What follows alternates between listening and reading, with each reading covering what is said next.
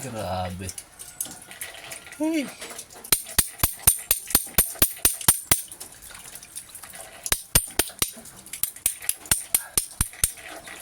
Kailangan ipadaan to sa ano?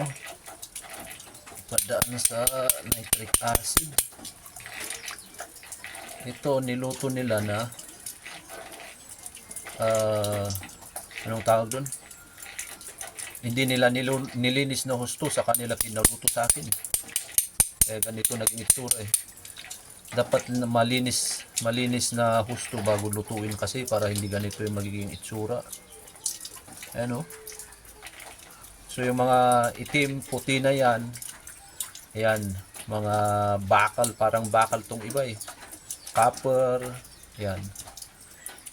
Hindi nalinis na husto bago lutuin kaya ganito itsura.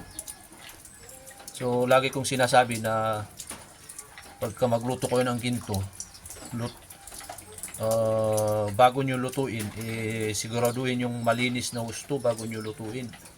Siguraduhin yung walang nakahalong ibang metal para hindi ganito. Ayun tiniktik ko na, tumalsik ito puti parang bakal to yun yan mo, hindi naman yan ginto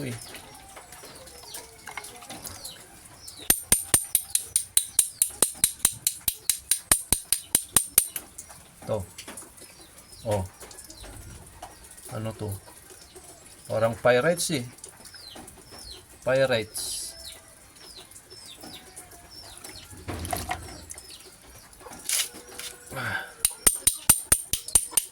Ito niluto ko kanina halos 3 beses kung pinakuluan. Ganito at ganito pa rin yung itsura, nangingitim hanggang sa tinignan ko na lang, ayon, hindi siya purong ginto nung naluto siya.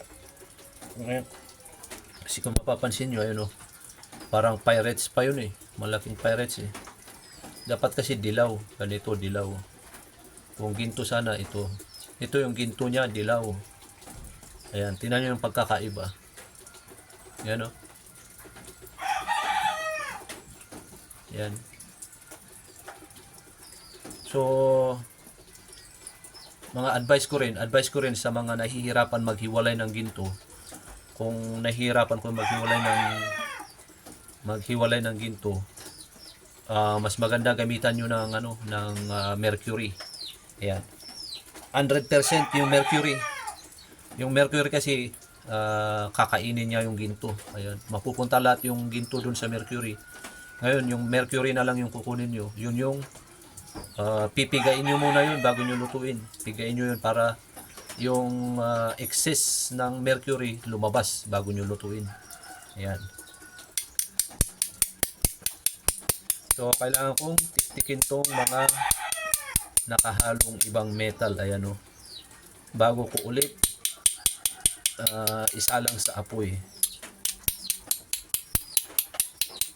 Ayan natatanggal laking pyrites.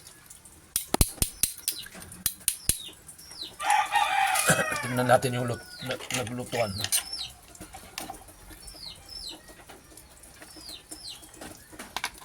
Ganyan siya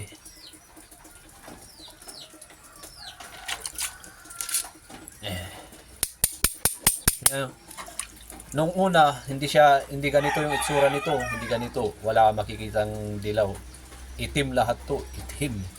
Pati dito itim. Ngayon, unti-unti ko siyang tinitik-tik. Ayun, lumilitaw yung pagkaginto niya Nung unti-unti ko siyang tinitik-tik. Natatanggal tong mga itim-itim na to. Yan.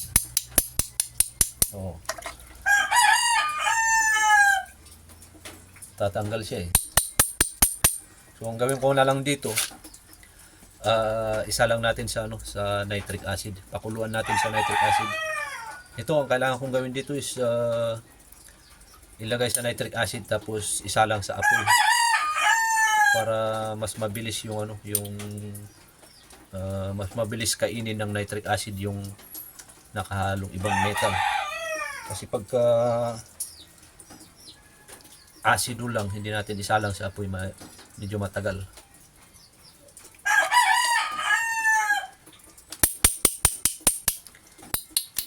Yan o. Yan o, hindi to ginto eh. Parang pyrites eh. Yan o. Kasi kung ginto ito, dilaw sana. Dilaw dapat yung kulay. Yan.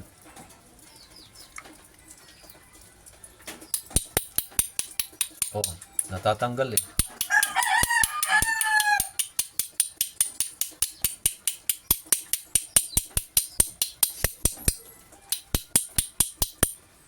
No.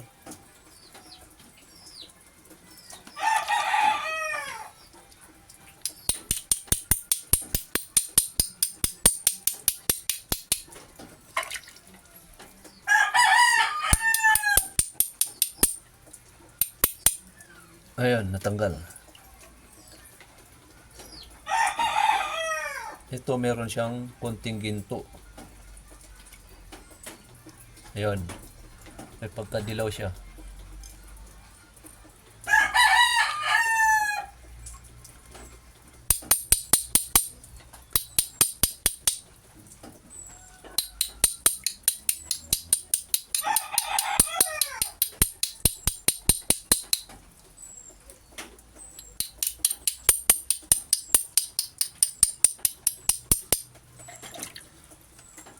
Ayan.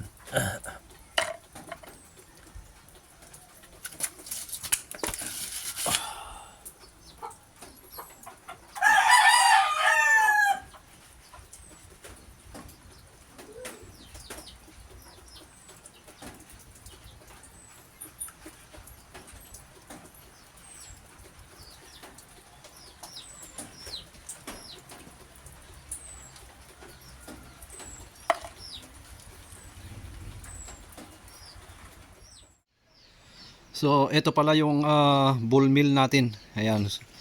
Kanina ay tinanggal ko yung mga kalawang niya kasi matagal tong na-stock eh.